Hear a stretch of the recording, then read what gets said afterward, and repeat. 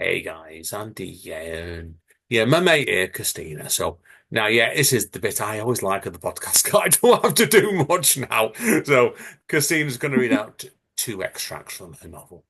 Take it away, my friend. All right, the first excerpt is from chapter 8 called Over Years. I couldn't see, could barely breathe. Multiple sharp points pressed into my skin. My own screams hurt my throat. No matter how hard I fought, I couldn't get away. I heard Whistler's voice, but he was too far. He couldn't reach me. I couldn't free myself to reach him. I'd die before I got the chance to tell him that he wasn't just a crush, that I loved him so, so much. At that fear, somehow, I was able to break free. I bolted upright with a final scream that morphed to gasps. The first thing I saw was Cliff and Sheridan stirring on the other side of the long, round room. The second was Whistler's eyes after he tilted my chin to look at him. Selk? I took a couple seconds to catch my breath before replying, averting my eyes and running my fingers through my hair. Sorry, I fell asleep. Don't apologize, he said. I fell asleep too. You okay? I nodded, exhaling tremblingly. Yeah, just a bad dream. Can't get away from the mummies after all. I'm definitely not specializing in them if I ever get into an Egyptology program. I try to focus on the wall, the golden glow at its base, even Cliff and Sheridan, but the nightmare, the memory, kept harassing me. Not even a deep breath stopped the shaking. Mummies and claustrophobia, I added. Not typical fears to get at the same time. Come here, Whistler said, then wrapped his arms around me, held me close. I'd been so independent my whole life, I never knew just how necessary another pair of arms could be. I clung to him and sniffled once, but refused to cry over getting too close to a bandaged corpse. Safeness enveloping me like an extra embrace, my mind went over the other part of my dream.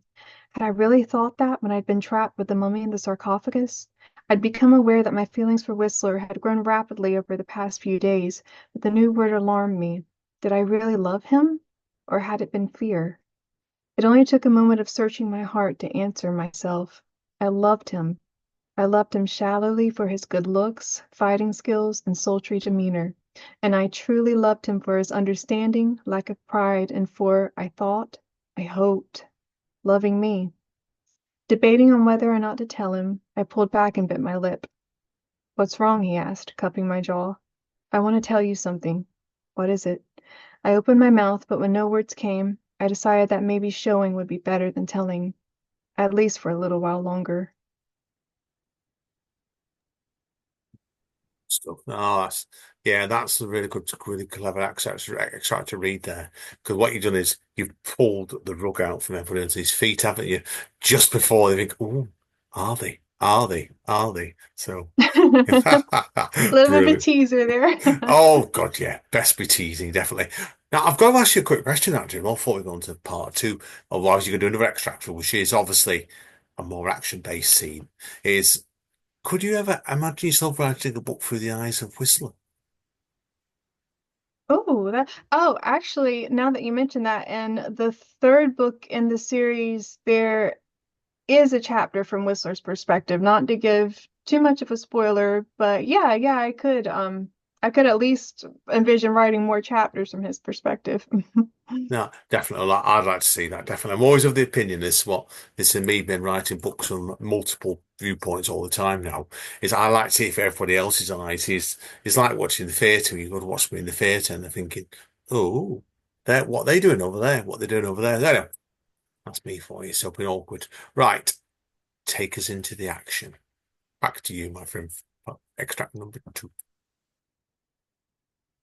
All right, let me find the page. It was so I'm reading from this was the original that was previously published.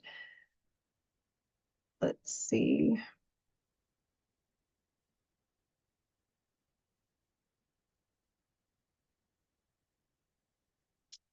All right, this is from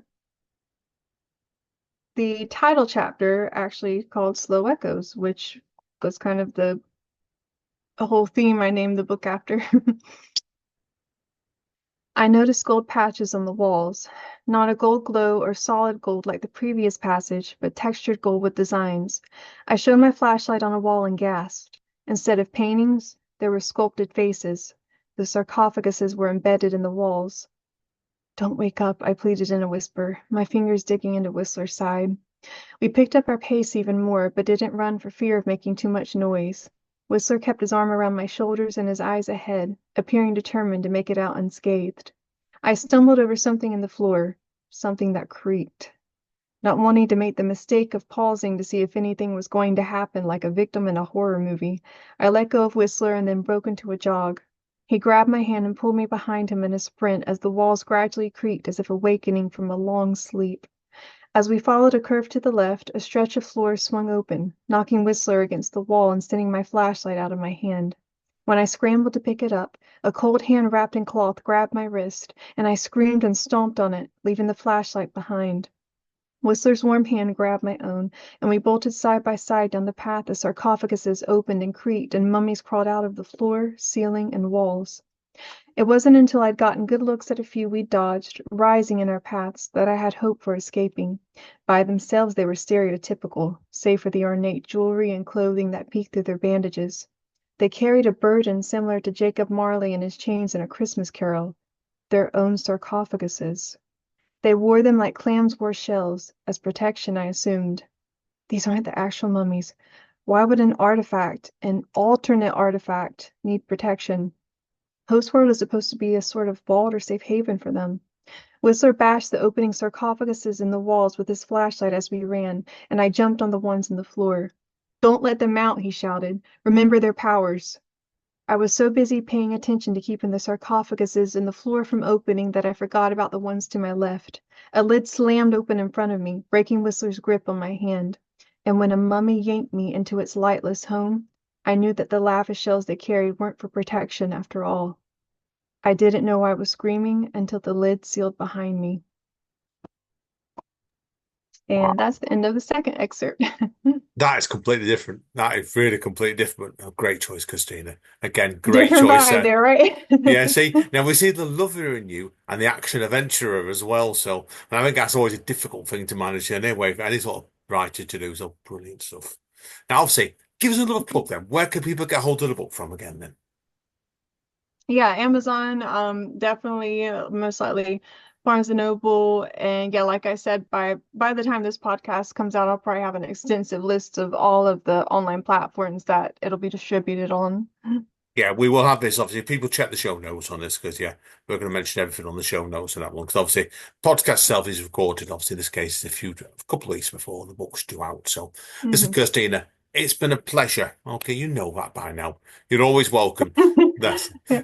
definitely that one. Let us know when Thank let us know when the westerns out on this version of this, okay? Or even that's all.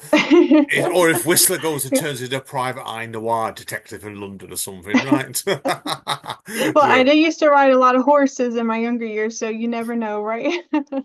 exactly. Who knows, right? Showdown at Whistler Creek, maybe the fourth book, yeah, so we'll see. Thank you again, Christina, Yeah. seriously, okay. Now, obviously, Yeah, thank you so much too. everybody head over to the wonderful world of TikTok now. I'm too old for TikTok, but Christina's still a little kid, so we're going to go and hang out with the No. kids for a few minutes there. So, thank you again, my friend, seriously. So, okay, folks, yeah, that's it today for the Spoken Label podcast. I'm going to go and put my head in the freezer for a few minutes because I'm absolutely boiling. So, thanks again, Christina. Okay, everybody, take care, and I will see you all next time.